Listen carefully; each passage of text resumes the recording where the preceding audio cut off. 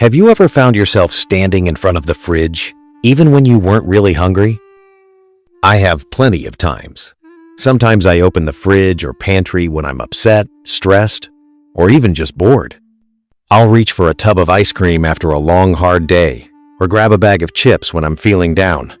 It's like, in that moment, I believe food is going to make me feel better. Like it's a hug from the inside. I'm not eating because my stomach is empty. I'm eating because my heart feels a little empty, or my nerves are shot.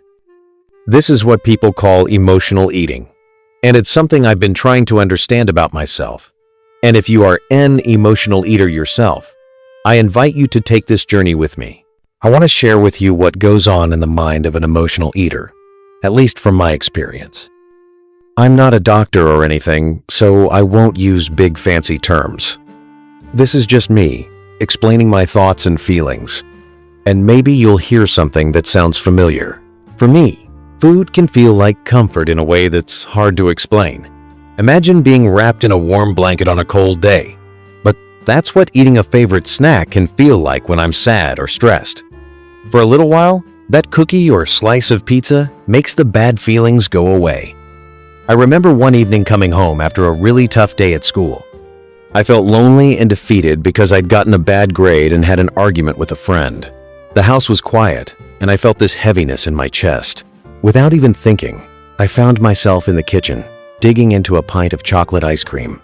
With each spoonful, I felt a little more numb to the sadness. It was sweet, cold, and distracting. In that moment, the ice cream felt like my friend comforting me, cheering me up at least for a few minutes. So, why do I, and so many others, turn to food when we feel big emotions? Well, one reason is that it works, at least temporarily. When I'm stressed or upset, eating something delicious gives me a quick burst of pleasure. It's like my brain lights up and says, yes, this is helping. I especially crave stuff like cookies, chips, or mac and cheese, the kinds of food that are often called comfort foods. These are usually sweet, salty, or rich, and they somehow make me feel safe and cared for, if only for a little while. Another reason food feels like comfort is that it distracts me. If I'm worried about a problem, say I'm anxious about an upcoming test, or I'm hurt by something someone said, focusing on a snack takes my mind off those feelings. I'm busy tasting the chocolate or crunching the chips, so I don't have to think about what's upsetting me. Food can become a stand-in for the comfort or relaxation I'm really craving. Instead of addressing the problem or the emotion, I bury it under layers of pizza or cake. So, what kinds of feelings or situations were causing this urge to eat? I found out that certain feelings are big triggers for my emotional eating. One of the biggest triggers for me is stress. When I have a ton of work to do, or I'm preparing for a big presentation at work and feeling overwhelmed, that's when the snacks start calling my name. It's almost automatic. I feel the stress. Then I feel this urge to chew on something, as if munching will somehow release the tension. Often, it's crunchy things like chips or pretzels when I'm stressed. Maybe because crunching feels like I'm letting out some frustration. Another major trigger is sadness or loneliness. If I had a rough day emotionally, maybe I felt left out by friends, or I was just down, I turned to sweet foods. Ice cream, chocolate, cookies, you name it.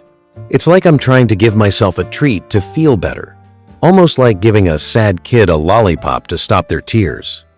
I remember a night I felt particularly lonely. A close friend had moved away, and we hadn't talked in a while. That evening, I ate through half a box of cookies while scrolling through old photos on my phone. Each cookie was like a tiny bit of comfort for the loneliness I felt. Boredom is another sneaky trigger. Have you ever started snacking just because there's nothing else to do? I know I have. On quiet Sunday afternoons, if I don't have plans, or if I feel restless, I'll wander into the kitchen and start looking for something to eat. I'm not hungry. I'm just bored. Eating gives me something to do. It fills the time and the empty feeling of not knowing what to do with myself. It's as if my brain says, well, Nothing's happening. Might as well check the fridge.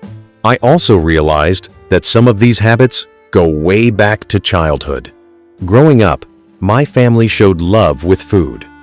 If I had a bad day or got hurt, there was always a promise of ice cream or a special dessert to cheer me up.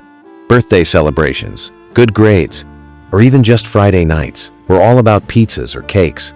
I think I learned early on that food equals happiness, or food equals comfort. So it's no surprise that as I got older, I kept using food in that way.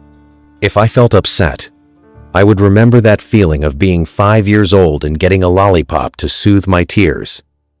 And unconsciously, I would repeat it by buying a candy bar on my way home.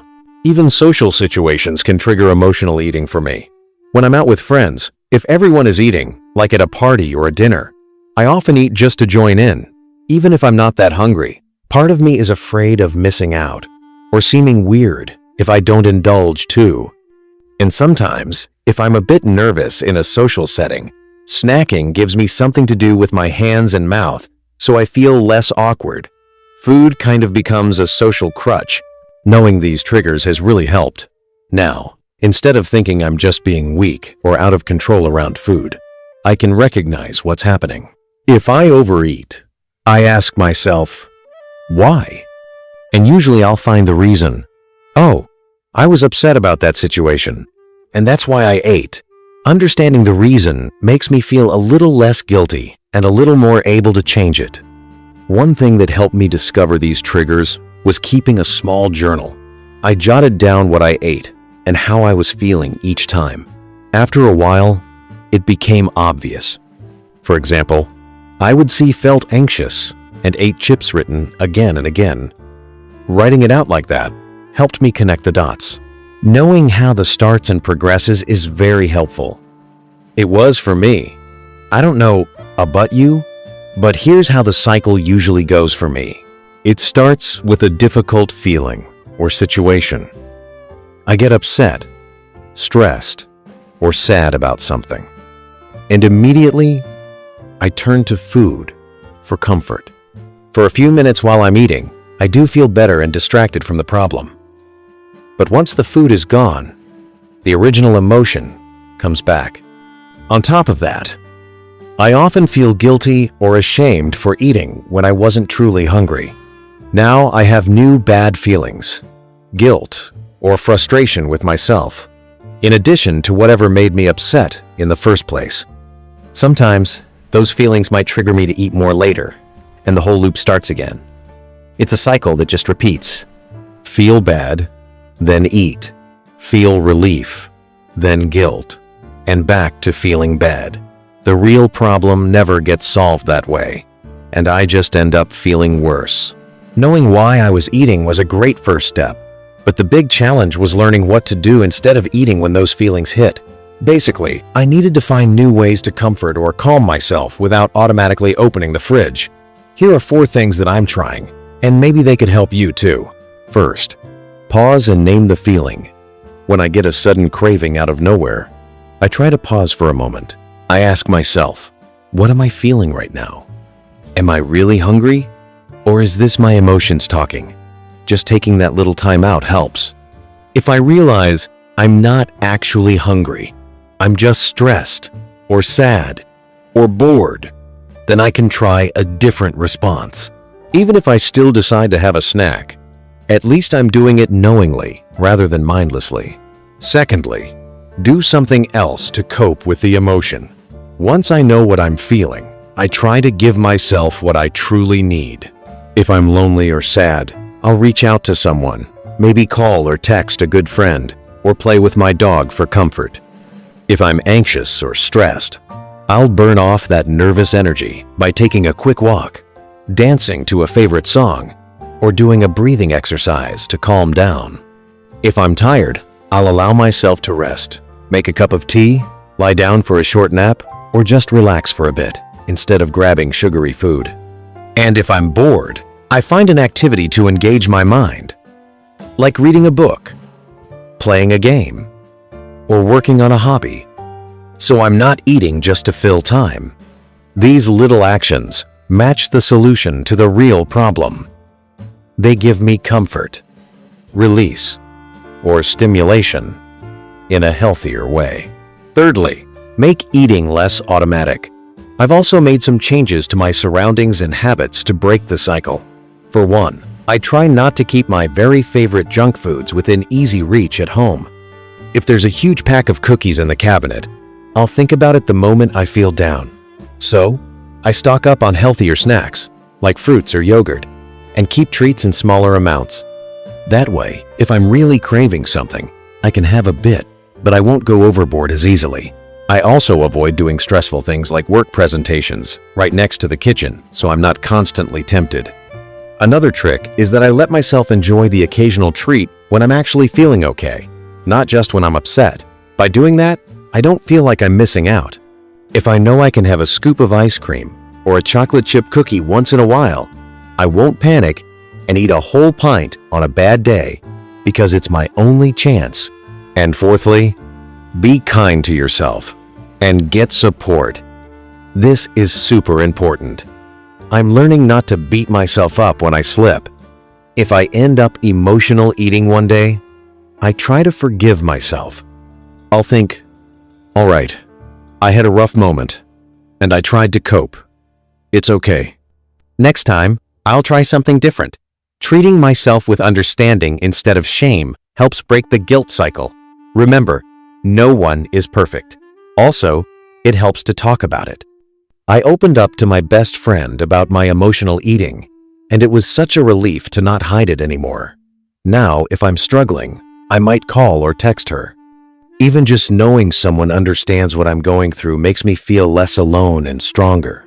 Sometimes a good chat or a hug is the comfort I really needed all along. I'm still on this journey to handle my emotions in a healthier way, but I have made progress. I wanted to share my story because I know I'm not the only one. If you saw yourself in any part of this, please remember that you are not alone and there's nothing wrong with you. Emotional eating is a common way people cope with stress or sadness. It doesn't mean you're weak. It means you're human and you have feelings that you're trying to soothe. The good news is, once we understand why we're doing it, we can start taking steps to change. By finding other ways to comfort ourselves, and by being kinder to ourselves, we can break the cycle little by little. It won't happen overnight, and that's okay. What's important is that we try, forgive ourselves when we stumble, and keep going. We deserve to handle our feelings in a way that truly makes us feel better. Thank you for listening to my story. I hope it felt like chatting with a friend. Maybe it gave you some insight, or at least comfort, knowing you're not alone. We're in this together. Let's take it one day at a time and support each other. You are stronger than you know, and you're never alone in what you feel. Thank you.